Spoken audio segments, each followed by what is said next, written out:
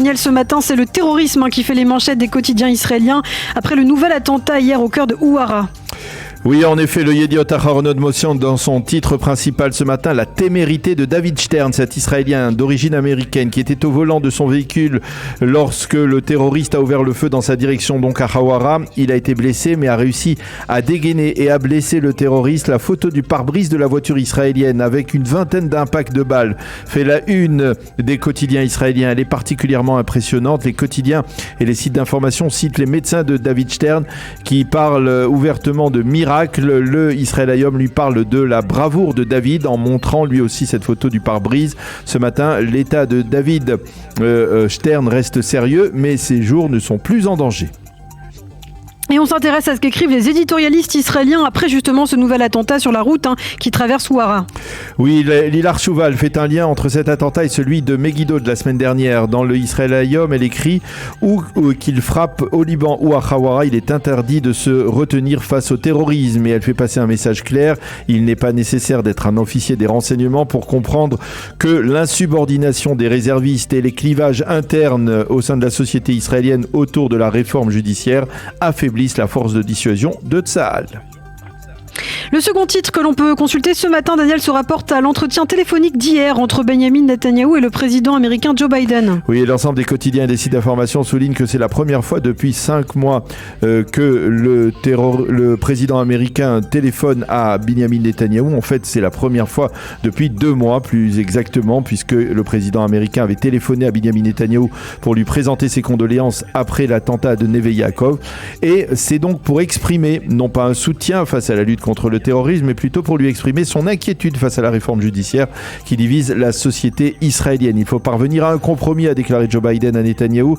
Et justement, hier soir, les journaux télévisés ont présenté une ébauche de compromis unilatéral présenté par le président de la commission des lois du Parlement, Simcha Rothman. Le Yediot lui présente ce matin ce compromis comme un changement mineur et bien évidemment, les organisateurs de la protestation l'ont d'emblée repoussé.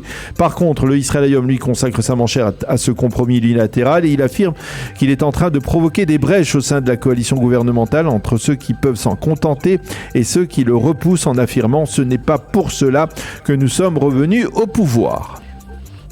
Par ailleurs, les sites d'information et le Israël Hayom particulièrement citent ce matin des responsables de la police qui mettent en garde face à une dégradation de la situation sur le plan intérieur. Oui, cette dégradation existe et elle peut se traduire par des actes d'extrême violence, ont affirmé ces responsables de la police qui pointent en particulier les réseaux sociaux.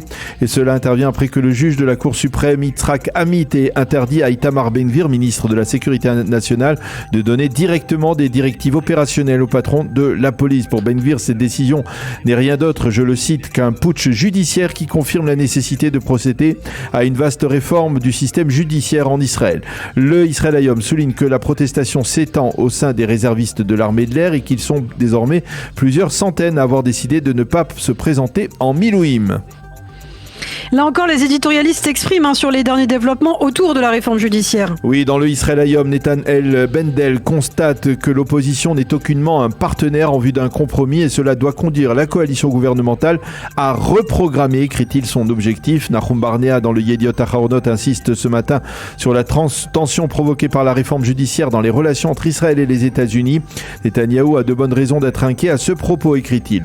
Le juge Eliakim Rubinstein, ancien vice-président de la Cour suprême et ancien conseiller juridique du gouvernement israélien pendant de longues années, écrit que dans ses rêves les plus terribles, il n'aurait jamais pu imaginer qu'il manifesterait un jour contre le gouvernement israélien. Et il accuse justement le gouvernement Netanyahou de vouloir faire céder ce qu'il appelle de lui-même le pouvoir de la justice. Einav Shif, elle, évoque toujours dans le Yediot Aharonot un mot qui fait froid dans le dos, la séparation de l'État d'Israël en 2 entités, Israël et Yehuda, en 2 cantons fédérés, et elle insiste sur la gravité d'une telle option. Quant à Yair Ettinger, il ne parle pas du plan du peuple du président Herzog, mais plutôt du discours des tribus de son prédécesseur, le président Reuven Rivlin, qui avait affirmé dès 2015 qu'Israël était en fait formé d'un ensemble de 4 tribus qui ne se parlaient pas les unes avec les autres, les laïcs, les sionistes religieux, les orthodoxes et les arabes.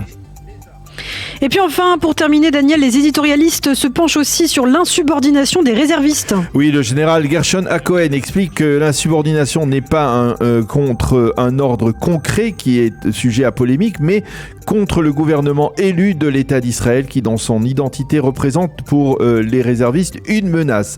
Pour beaucoup d'Israéliens, le général Cohen, il faut le souligner, est resté dans l'éthos israélien comme celui qui avait de la famille et de nombreux amis dans le Gush Katif et qui, lorsque l'ordre d'expulsion des habitants du Gush Katif a été donné par le gouvernement d'Ariel Sharon en août 2005, s'est plié à ces ordres. Il a orchestré donc l'expulsion de ses propres frères et a repoussé l'idée d'une insubordination. Dans le Haaretz, Ran Goren exprime lui son opposition à ce qu'il appelle l'insubordination, mais cette fois du gouvernement. Et un pilote de réserve qui a tenu à conserver l'anonymat affirme ce matin encore dans un éditorial dans le Haaretz que ce qui se passe actuellement est le résultat ou la conséquence de l'occupation des territoires par Israël. Donc c'est aussi dans le Haaretz de ce matin.